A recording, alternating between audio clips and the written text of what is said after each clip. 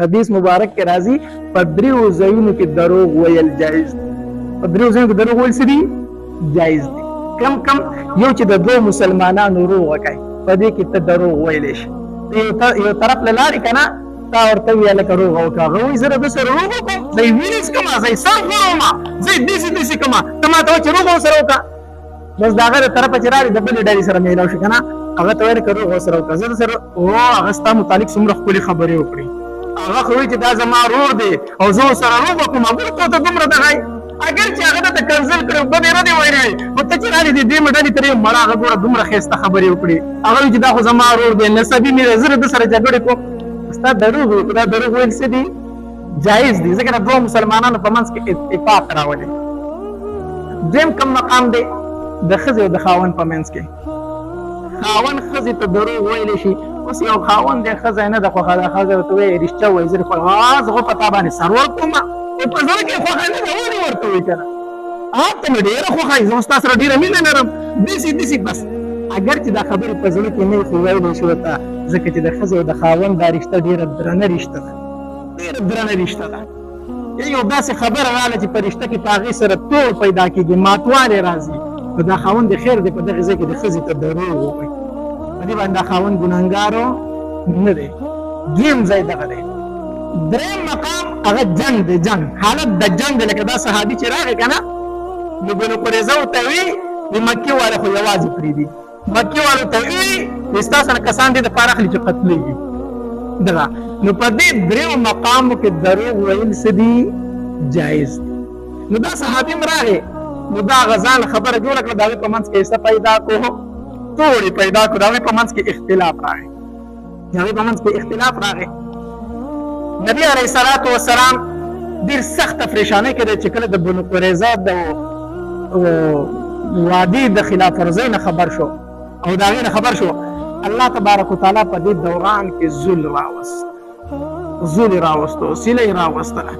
الله تبارک وتعالی فرمایي یا ایها الذین آمنوا اذکروا نعمة الله علیکم اذ جاءتکم جنود فارسلنا علیهم ریحا وجنودا لم تروها. الله تبارک وتعالی وی ما لښکرې راولېږلې، هغه لښکرې تاسو نه لیدلې، لښکرې د فرشتو د فرشتو لښکرې رالې. الله تبارک وتعالی سیلې راوسته، دومره سیلې راله چې د هغوی د خیمو ته وردن نه شوله، چې خیمو ته وردن نه شو، دا خیمې ورنه والوځولې، چې کم پخلي کړي پتیلې متیلې پرتې وې هغې وله واړولې، سیلې پتیلې واړولې، او فرشتو لښکرې چې کله دې څاروو ولیدې اسونه که نه هغه وتړېدل، وتښتېدل، هر څه ګډوډ شو، هر څه ګډوډ شو. په دې طریقه باندې الله تبارک وتعالی هغې ته څه ورکړو؟ شکست ورکړو، د هغې ځای نه نامراده واپس شو. په دې غذا کې درې کفار مردار شوي وو، شپږ تنه مسلمانان پکې شهیدان شوي وو. به هر حال بنو قریظه یوازې پاتې شو، د نبي علیه الصلاة والسلام سره د وعدې خلاف ورزي وکړله. انشاءالله په دې غذا پسې بیا د بنو قریظه غذا د بیا نبي علیه السلام د هغوی سره د دې معاهدې خلاف ورزۍ باندې بیا غذا کړې ده. به هر حال ډېره زیاته پریشاني وه، ډېر زیات مصیبت و، خو مصیبت په څه باندې حل شو؟ مصیبت په استغفار باندې، د الله تبارک وتعالی طرف ته په توجه باندې حل شو. په دې وجې نه علما وایي چې هر قسمه مصیبت در باندې راځي، هر قسمه مشکل در باندې راځي، استغفار ډېر وایه. فقلت استغفروا ربکم انه کان غفارا. الله تبارک وتعالی نه بخنه ډېره زیاته غواړه، ډېره زیاته غواړه، او په استغفار سره د انسان تمام مشکلات ختمیږي. کله در باندې مصیبت راغی، ټینشن درته شروع شو، انسانانو ته مه وایه، انسان ته چې د خپله پریشاني بیان کړه. ډېر کم انسانان به داسې چې په تا باندې به خفه شي، اکثر انسانان به د دې خبرې انتظار کوي چې په ده به کله مصیبت راشي، اکثر به د دې انتظار کوي. نو ستا سره په ظاهر کې ووایي چې یقینا دا ډېر بد شوي دی، په تا ډېر لوی مصیبت دی، خو چې ستا نه اخوا شي نو وایي نه کار ورسره وشو. نو خپل مصیبت بندګانو ته مه بیانوه. مصیبت تر باندې راغی په ټیم د تهجدو کې راپاسه، د تهجدو په ټیم کې د الله سره ځان له رازداري شروع کا، د الله سره کلام شروع کا. الله کوم مصیبت چې تا راوستی دی الله لرکوونکی هم ته وي. هر قسمه مصیبت راغی، بیماري در باندې راله، قرضې در باندې رالې، نور نور څه مصیبت راغی د تهجد په ټیم کې پاسا حدیث مبارک کې راځي الله تبارک وتعالى اسمان د دنیا ته راکوشوي الله تبارک وتعالى په دغه ټیم کې د بنده ته ډیر زیات نږدې او الله تبارک وتعالى فرمایي اے بنده غواړه چې درکم کنه ولې مان نه غواړي نو د تهجد په ټیم کې الله आवाज کوي مان غواړه زه درکوما نو په دغه ټیم کې چې مصیبت تر باندې راغی پاسا والله ته جړا وکا فریاد وکا او الله تبارک وتعالى ته د خپل ګناہوں نه توبه وباسا الله تبارک وتعالى به تمام مشکلات ختم کی حدیث مبارک کې راځي نبی علیہ الصلوۃ والسلام فرمایل عزت د ورځې سل پیری استغفار الله تبارک وتعالى نبی علیہ الصلوۃ والسلام ته تیر شوی او راتلونکي موجوده ټول ګناہوں معاف کړي دا معصوم دي نبی علیہ السلام معصوم دی د ګناہوں نه او نبی علیہ السلام فرمایي عزت د ورځې سل پیری استغفار وام سل پیری استغفار وام ما تعالی په کار دي چې موږ سره وایو علما لیکي وي د ورځې کم از کم سر پیری استغفار ته هر بنده وي کم از کم سل پیری د استغفار کم از کم د ورځې هر بنده دی وي ځکه چې کله ناکله د انسان خیال وي یا نه وي د سترګو نه یو بد نظري وشي په خوله باندې داسې خبره راوځي چې مناسب نه د لاس نه داسې کار وشي چې مناسب نه انسان دی کمزور دی بد نظري وشي کمزوري د خولې نه وځي غیبت وځي بل څه ګناه وشي نو ته د الله تبارک وتعالی نه د ورځې سل پیری استغفار غواړه الله ما معاف کړه الله ما معاف کړه زه کمزور یم حدیث مبارک کې راځي وی الله تبارک وتعالی په بنده باندې د اولیاء میندو نه زیات رحم لري زیات په میند دی د اولیاء میندو نه په زیات میند دی زیات مینه سره لري نو ته مور ته د ورځې درې پیری وای مور ما معاف کړه مور به معاف کړي نو الله خو د اولیاء میندو نه تاسو زیات مینه لري او ته د ورځې سل پیری وای الله ما معاف کړه الله به معاف کړي کنه معاف کړي الله به ضرور معاف کړي بهر حال هر قسمه مصیبت راځي مشکل راځي الله ته توجه کوه الله ته متوجه کېږه بندګانو پسې مه ګرځه بندګانو نه څه مه غواړه ځکه چې بنده په خپله محتاج دی تعالی به صبر کړي نو دا د نبی علیه الصلاة والسلام غزوه خندق دا یو واقعه وه چې ډېره مشکل په مسلمانانو باندې راغلی او الله تبارک وتعالی په خپل رحم سره بیا د مسلمانانو نه ختم کړو الله تبارک وتعالی عمل کولو توفیق راکړي امام سیوطی رحم الله به فرمایل وی د بچو 15 صفات دي د ماشومانو 15 صفات دي کو دا غټان په ځان کې پیدا کی دا غټان د الله اولیاء دي دا غټان چې په ځان کې پیدا کی دا د الله بیا څه دي اولیاء دي کو د ماشومانو دا 15 صفات دا غټ خلک په ځان کې راوړي یو به امام سیوطی رحم الله فرمایل وی ماشومانو ته د رزق زیاته پروا نه دا د ماشوم صفت ته چې د رزق پروا ماشوم سره دا پروا نه چې ډوډۍ به یې که نه به یې میلاو به شي او که میلاو به نه شي امام سیوطی رحم الله فرمایل وی کو دا صفت دا غټان په ځان کې پیدا کړي که نه دا د اولیاء الله صفت دی چې یو ټیم ډوډۍ وخوري که نه دی شکر الحمدلله بل ټیم زما رب شته راکوي به یې راله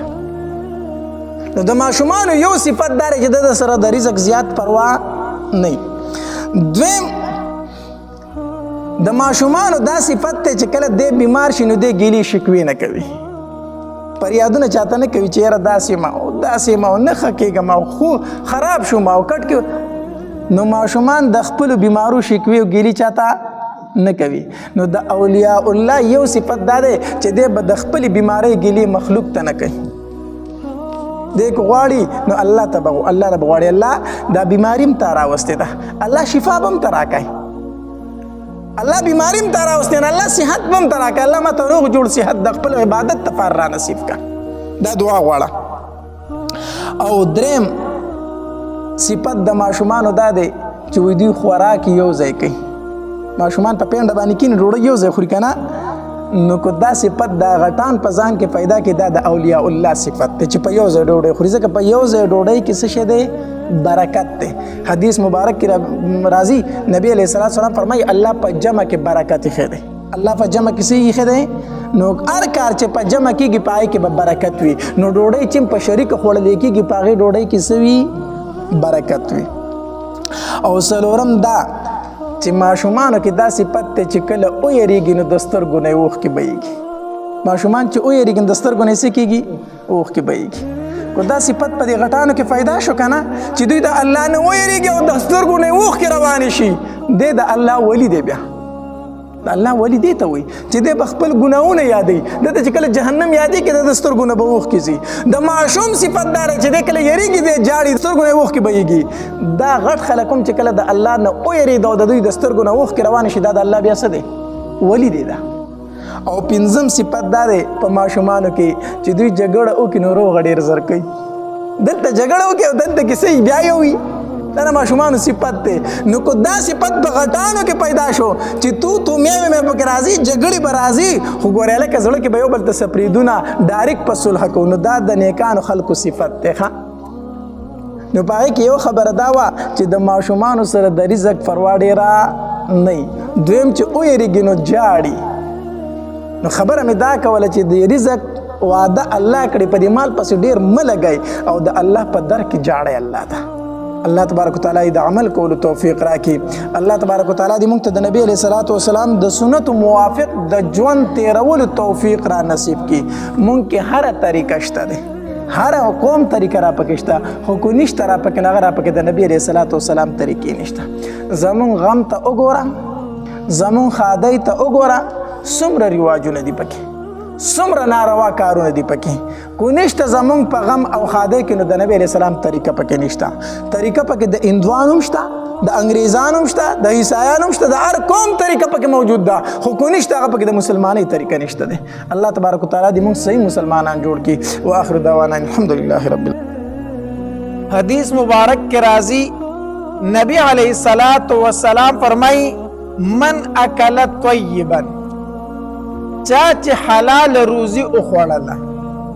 خپل رزق حلال کو دویم نبی علیہ الصلوۃ والسلام فرمائی وعمل فی سنت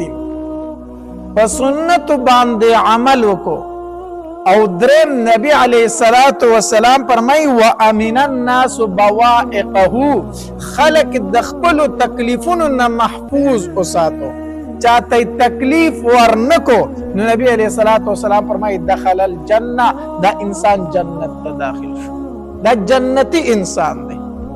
نو دا حدیث الفاظ ډیر زیات مختصر دي خو کو وکته شنو دا ډیر وسیع معنی لري ډیر لوی معنی لري پاره کې اول سیز بیان کړی دی من اکل طیبا چا چې حلال روزي وخوړله خپل روزي حلال کړله ځکه چې ستا روزي حلال نه و حرام و الله تبارک وتعالی ستا یو عبادت هم نه قبلې بیا ځکه حدیث مبارک کې راځي نبی علیہ الصلوۃ والسلام فرمایي وې کمی ګیړې ته چې حرام یو نونې لاړه الله تبارک وتعالی دغه انسان سلوي خورز یو عبادت نه قبلې یو عبادت الله تبارک وتعالی دغه انسان نه قبلې کمی ګیړه چې حرام نونې پرتوي ادي وجه نبی علیہ الصلوۃ والسلام فرمایي من اکل طیبا چا چې خپل روزي حلال کړه د تمام عباداتو دارومدار دا په حلال روزي باندې روزي چې د حلال و د دې ډېر زیات فائدې دي او د حرام روزي ډېر زیات نقصانات دي یو نقصان خو دا چې الله د عبادت نه قبلې روزي د حرام و الله تبارک وتعالى دی یو عبادت هم نه قبلې په دنیوي نقصاناتو کې اول نقصان دا دی چې ستا به صحت خراب وي کم سړی چې حرام خور وي تاسو وګورئ پاک قسمه قسم مرضونه وي قسمه قسم مرضونه پې لګېدلي په خپله به هم صحت خراب وي دویم چې کم حرام روزي دی په کمو بچو باندې خورئ دغه بچي به د ده تابعدار نه دا بچي چې رالوی شي دی خو د دې بچو دپاره حرامه کوي که نه خو دا بچي به د ده تابعدار نه دا بچي به د ده نافرمانه وي د دې بچو د لاسه به دی ډېر بېعزته ورځ تېروي ډیر په تکلیف پیدا دی بچو د لاسه کم سړی چې په خپل بچو باندې حرام روزي وکړوله درېم دا چې د کور والا د بیبي به نافرمانه وي ځکه هغې بیبي ته یې پته ده چې دی د الله نافرمان دی نو په داسې انسان باندې بیا زه څه کومه د دغې ښځې په زړه کې بیا د دې خاوند عزت هم نه وي چې کومې ښځې ته پته ولګېده چې زما دا خاوند حرام خور دی نو د داسې ښځې په زړه کې بیا د خاوند عزت نه پاتې کېږي نو دریم نقصان دار چې ښځه به هم سوي نافرمانه به وي نافرمانه نو د حرام روزه ډیر زیات نقصانان دي په خپل به هم خرابي اولاد به هم نافرمانه وي ښځه به هم نافرمانه وي په معاشره کې به هم څه عزت نه وي او حلال روزي چې دی خوړله الله تبارک وتعالی به د عبادات قبل یو نقد فائدہ داده عبادت به قبليږي. دویم دا دی روزي به لګوي خو زړه ته به د سکون وي، آرام وي، چین به وي، خوشاله به په خپل روزي باندې. اگر چې لګه ده حلاله ده ته به په رضا خوشاله وي، ضمیر به د مطمئني. نو اول خبره نبی علیہ الصلوۃ والسلام دا کړی دا من اکل طیبا چا چې خپل روزي حلال کړ، حلال روزي وخوړله. دویم نبی علیہ الصلوۃ والسلام فرمایي وعمل فی سنت چا چې په سنت باندې عمل کو عمل. ځکه حدیث مبارک کې راځي ابو هريره رضی الله تعالی فرمایي وی نبی علیہ الصلوۃ والسلام فرمایل په اخر زمانہ کې چې زما امت په د فساد نه ډک وي ډک، په دغه وخت کې په یو سنت باندې عمل کول دومره ثواب لري لکه د سلو شهیدانو. د سلو شهیدانو نبا په یو سنت باندې عمل کول دومره ثواب لري. اسمره لوی ثواب دی. په اخیره زمانہ کې په سنت باندې به عمل کول ډیر زیات ګران شي، دا ځکه دومره ثواب لري. تاسو وګورئ کنه ګیره سنت طریقه ده، نن سبا ګیره هر سړی پرې خودي شي نشي پرې خودي. دې فتنو په دور کې هر سړی ګیره نشي پرې خودي، دا در چا کار نه دی، دا ډیر ګران کار دی. دا رنګ هغه نور سنت خو پرې ده په منظورو پسې چې کوم سنت هغه خلک کوي پرس کې د جمعات نه تخت. نو نبی علیہ الصلوۃ والسلام فرمایي چې زما امت په فساد کې گرفتار شي، په ګناہوں کې گرفتار شي، په دغه وخت کې په یو سنت باندې عمل کول دومره ثواب لري لکه څومره ثواب چې سل شهیدان لري. او دریم نبی علیہ الصلوۃ والسلام فرمایي وامن الناس بوائقه چې خلق محفوظ شي د تکالیفونه، د تکالیفونه محفوظ شي. ځکه حدیث مبارک کې راځي نبی علیہ الصلوۃ والسلام فرمایي کامل مسلمان هغه دی چې نور مسلمانان د جبې نه محفوظ وي او د لاسو نه محفوظ وي. نور مسلمانان د جبې د تکلیف نه محفوظ شي او د لاسو د تکلیف نه محفوظ شي، دا کامل مسلمان دی. مطلب دا مسلمانان خو ډیر دي، خو کامل مسلمان هغه دی چې بل مسلمان ته نه په جبه تکلیف ورکوي نه په لاس باندې تکلیف ورکوي. نو نبی علیہ الصلوۃ والسلام فرمایي وامن الناس بوائقه چې خلق محفوظ شي د تکالیف ددنه نو دخل الجنه. دا صيغه نبی علیہ السلام په دې حدیث مبارک کې د ماضی ذکر کړی دا. مطلب دا دی چې دا سره جنت ته تللی دی، د جنت ته تللی دی، د سیده د جنت ته تللی یقیني دی. دا ډیر جامع حدیث دی. نبی علیہ الصلوۃ والسلام فرمایي من اکل طیبا چې حلال روزي وخوړله. یو خبره ځان د حرام نه اوساتو. او دویم نبی علیہ الصلوۃ والسلام فرمایي وعمل فی سنت په اخر زمانہ کې د فساد دور دی، خلق د سنتونو نفرت کوي او د بیا په سنت باندې څه کوي عمل کوي. او دریم نبی علیہ الصلوۃ والسلام فرمایي وامن الناس بوائقه خلق د تکلیفونو نه محفوظ شو، د جبې د تکلیف نه خلق محفوظ وو، د لاس د تکلیف نه خلق محفوظ وو. نبی علیہ الصلوۃ والسلام فرمایي دخل الجنه دا انسان جنت ته داخل شوی دی، دا جنتی انسان دی چې دا درې اعمال پکې موجود دي. الله تبارک وتعالى دې زموږ په حال باندې رحم وکړي. نبی علیہ الصلوۃ والسلام فرمایي وی خلق په یو مجلس کې ناس دي، په یو مجلس کې ناس دي او په هغه کې د الله ذکر ونه شو نو دا داسې ده عن مثل جیفة حمار لکه د مړ خر باندې چې دوی راټول شي په مردار راټول شي دا غي نه پاسه. یو مجلس ته راټول شوی او ناس ته پکې ګپې شپې پکې لګي د نیمې شپې پورې سپالته مجلس چې دا په دې مجلس کې کیږي خو د الله ذکر پکې نه کیږي. نبی رسول الله صلی فرمایي د دې مثال داسې لکه یو مردار ته راټول شي او لاړ پاسه مردار ته راټول شي. نو د داسې مجالسونو ځان ساتل پکار دي. او بیا نبی رسول الله صلی فرمایي وکانه علیهم حسرة یوم القیامه دغه مجلس په د دوی باندې په ورځ د قیامت افسوس. ورځ د قیامت په داسې مجالس باندې دی جاړي چې الله ما په داسې مجالس کې ولې شرکت کړی دی چې په هغه کې ستاسو نافرمانی خبرې کړي او ستاسو ذکر پکې نه کړي. نن سبا ګورې جمع دی بیٹکونو کې پانګټو کې اور بل کړی دی یا ته هټري لګېدلې دی او بس ډډې والی دي څه پالتو خبرې دي چې هغه کېږي خو په هغه کې د الله ذکر نه کېږي. د داسې مجالسو نه احتراز پکار دی په کومو مجالسو کې چې د الله ذکر نه کېږي. او چرته هم په یو مجلس کې کېناستې یو مجلس کې کېناستې او خبرې ترې پکې ډېرې وشوې، پته نه لګي چې ما پکې ښې خبرې وکړې خو بدې خبرې وکړې، نو بیا پکار دا ده چې د داسې مجلس نه پاسې نو په آخر کې یو دعا د هغه ووایه، خو څه کوتاهۍ پکې درنه شوي نو هغه به درته الله تبارک وتعالی څه کړي؟ معاف کړي. لکه حدیث مبارک کې راځي، نبی علیه الصلاۃ والسلام فرمایي من جلس مجلسا کثر فیه لغته، څوک په یو مجلس کې کېناست او پای کې ډېرې خبرې وکړي، ډېرې خبرې پکې وکړي، سمې خبرې پکې مو وکړې، ګډې وډې خبرې پکې مو وشوې، او بیا د پاسېدو نه مخکې دا دعا وویله چې سبحانک اللهم وبحمدک اشهد ان لا اله الا انت اشهد ان لا اله الا انت استغفرک واتوب الیک. نبی علیہ الصلوۃ والسلام فرمایي و الا غفر له ما كان في مجلسه ذلك، الله تبارک وتعالى ورته د مجلس کې چې څه ویلې شو دا غي معافي ورته وکړه، دا غي ورته معافي وکړه. نو یو مجلس کې د ناسته کړی و او ډېرې خبرې دې پکې وکړې او پاسې دې صدر دې وګې تکاو، دا غي نه مخکې دا دعا وایا سبحانك اللهم وبحمدك اشهد ان لا اله الا انت استغفرك واتوب اليك. دا وایا چې کمی خبرې درنه پالتو په دې مجلس کې شوي الله تبارک وتعالی درته هغه څه کړی معاف کړي. نو دا د مجلس د پاسېدو دعا ده چې دا هر مسلمان ته یاد دی. او نبی علیہ الصلوۃ والسلام په مجلس کې چې ناس ونه هم څه الفاظ به ویل په جواب باندې، دا خو د مجلس نه پاسېدو دعا ده، خو چې نبی علیہ السلام په مجلس کې ناس تو نو هم به په دې جواب باندې څه الفاظ جاری لکه حدیث مبارک کې راځي عائشہ رضی الله تعالی عنها فرمایي وایي چې نبی علیہ الصلوۃ والسلام په یو مجلس کې ناستو یا به منځ وکړو نو نبی علیہ الصلوۃ والسلام تکلم بکلمات څه خبرې به کولې، خو معلومیږي دا چې پټې به کولې، خو پټې نه کولې، خو عائشہ رضی الله تعالی عنها به اورېدلې بیا تاسو ته ضرورت نه. نو نبی علیہ السلام په مجلس کې ناستو په دې جبه باندې به څه الفاظ پټ ویل، لکه شان مونږ به وکړو څه الفاظ به پټ ویل. عائشہ رضی الله تعالی عنها فرمایي وی فسألته،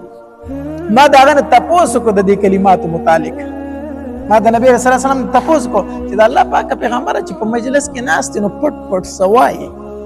یا مونږ وکي دا غینه ورسته سوای نو دا سوای د الله پاک پیغمبر. نبی علیہ الصلوۃ والسلام فرمایل وی عائشہ دا زس الفاظ واما